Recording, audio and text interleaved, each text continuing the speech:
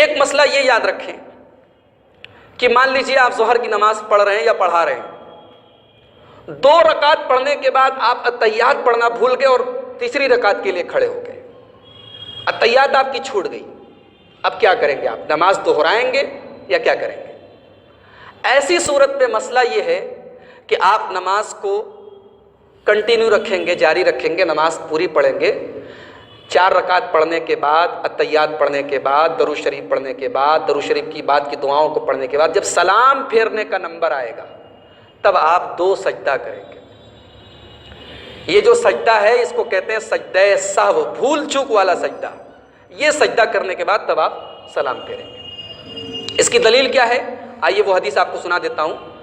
اللہ کے رسول صلی اللہ علیہ وسلم، بخاری شریف کی حدیث ہے، ایک مرتبہ آپ ظہر کی نماز میں 2 رکعت پڑھانے کے بعد تیسری رکعت کے لیے بجائے اس کے کہ آپ اتحیات میں بیٹھتے آپ کھڑے ہو گئے۔ جب آپ نے اپنی نماز پوری کر لی تو آپ نے 2 سجدے کیے سلام پھیرنے کے پہلے، اور سارے صحابہ نے بھی آپ کے ساتھ سجدہ کیا۔ اس کے بعد اتحیات پڑھنے کے بعد آپ درود شریف پڑھیں گے۔ درود شریف کے مختلف الفاظ حدیثوں میں آئے ہیں۔ سب سے بہتر جو الفاظ ہیں صحیح بخاری اور صحیح مسلم میں حضرت کعب بن عجرہ سے وہ روایت آئی ہے۔ وہ الفاظ کیا ہیں؟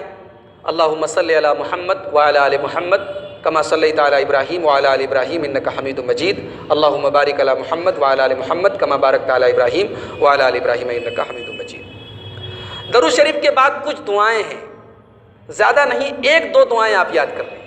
ایک دعا جسے حضرت ابوبکر صدیق نے روایت کیا ہے اور صحیح بخاری میں یہ روایت ہے، حضرت ابوبکر صدیق نے اللہ کے رسول صلی اللہ علیہ وسلم سے کہا کہ علمنی دعاء ادعو بہ فی صلاتی، اے اللہ کے نبی مجھے کوئی دعا سکھائیے جو میں نماز میں پڑھا کروں۔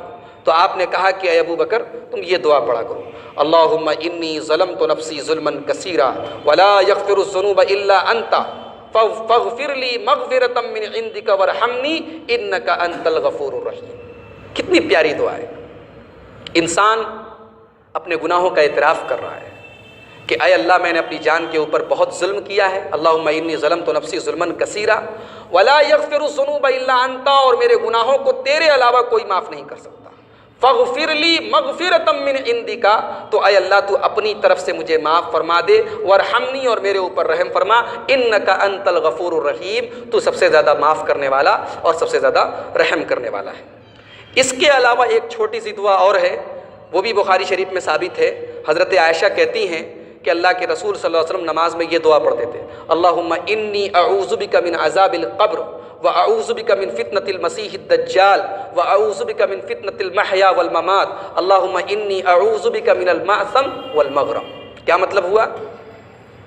اے اللہ میں تیری پناہ چاہتا ہوں قبر کے عذاب سے، میں تیری پناہ چاہتا ہوں دجال کے فتنے سے، میں تیری پناہ چاہتا ہوں زندگی اور موت کے فتنے سے، اے اللہ میں تیری پناہ چاہتا ہوں گناہوں سے اور قرض سے۔ دیکھیے قرض سے پناہ مانگی گئی ہے، اسی لیے اللہ کے رسول صلی اللہ علیہ وسلم اکثر دعا کیا کرتے تھے، اللہ میں تیری پناہ چاہتا ہوں قرض سے۔ جب انسان قرض لیتا ہے تو اسے جھوٹ بولنا پڑتا ہے، وعدہ خلافی کرنی پڑتی ہے، نہ چاہتے ہوئے بھی کبھی کبھی جھوٹ بولنا پڑتا ہے۔ اس لیے جہاں تک ممکن ہو قرض نہ لیا جائے اور قرض سے اللہ تبارک و تعالیٰ سے پناہ طلب کی جائے۔ سلام پھیرنے کے بعد، سلام پھیرنے کا طریقہ تو ہم سب کو پتہ ہے، السلام علیکم ورحمۃ اللہ، السلام علیکم ورحمۃ اللہ، اور بہت سارے لوگ صرف اشارے سے سلام پھیرتے ہیں۔ اشارے سے نہیں پھیرنا ہے، پوری گردن گھمانی ہے، پورا سر گھمانا ہے۔ سلام پھیرنے کے بعد امام صاحب کو یہ چاہیے کہ وہ اپنا چہرہ مقتدیوں کی طرف کر لیں، اس لیے کہ حضرت سمرہ ابن جندب کہتے ہیں کہ کان النبی صلی اللہ علیہ وسلم اذا صلی صلاۃ اقبل علینا بوجہہ، اللہ کے رسول صلی اللہ علیہ وسلم جب نماز پڑھا لیتے تھے تو نماز پڑھانے کے بعد اپنا چہرہ ہماری طرف کرتے تھے۔ نماز میں سلام پھیرنے کے فوراً بعد بآواز بلند اللہ اکبر، استغفر اللہ استغفر اللہ استغفر اللہ، یہ کہنا اللہ کے نبی صلی اللہ علیہ وسلم کی سنت ہے۔ نماز کے بعد ہاتھ اٹھا کے دعا مانگ سکتے ہیں کہ نہیں، یہ بہت اختلافی مسئلہ ہے۔ آپ اگر بنگال چلے جائیے، بنگال میں ایک جگہ ہے مالدہ،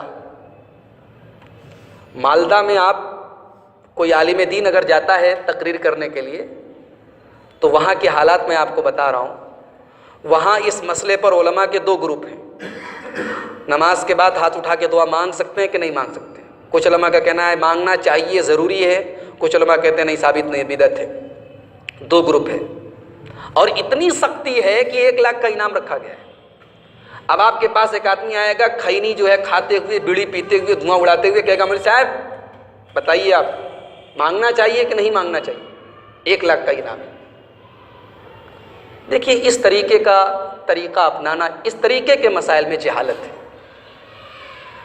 अगर कोई आदमी ये समझता है कि फ़र्ज़ नमाज के बाद हाथ उठा के दुआ मांगना ये नमाज के अरकान में से है, ज़रूरी है, कोई नहीं मांगता तो उसकी नमाज अधूरी है, तो ये जहालत की बात है।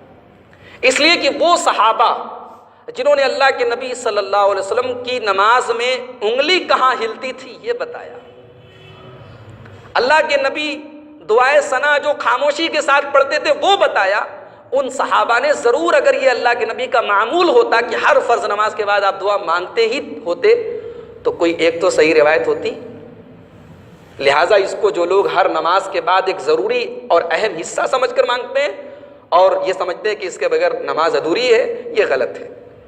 लेकिन हाँ, एक दूसरी हकीकत ये है कि आज हमारी ज़िंदगी कुछ ऐसी बन चुकी है कि जो माहौल हमें मस्जिद में मिलता है अल्लाह तबारक व तआला से लौ लगाने का, अल्लाह के करीब जाने का, वो माहौल हमें अपने घरों में, अपनी गद्दियों में, अपने कारोबार की जगहों पर नहीं मिलता। मस्जिद में आने के बाद जो माहौल हमें मिलता है और अल्लाह तबारक व तआला की बारगाह में हाथ उठाने का जो एक एहसास पैदा होता है, वो एहसास हमें घर में नहीं मिलता। तो इस मकसद के तहत अगर कोई आदमी मस्जिद में आया है नमाज पढ़ने के बाद, उसे अल्लाह तबारक व तआला से दुआ मांगनी है, बेशक मांग सकता है। इसलिए कि ऐसी कोई मुमानियत की दलील नहीं है कि नमाज के बाद आप दुआ नहीं मांग सकते। और जब दुआ मांगेगा तो दुआ मांगने के आदाब में से एक तरीका ये भी है कि हाथ उठा के दुआ मांगी जाए, किबला रुख होकर दुआ मांगी जाए। इंसान किबला रुख होकर और दुआ हाथ उठाकर मांग सकता है।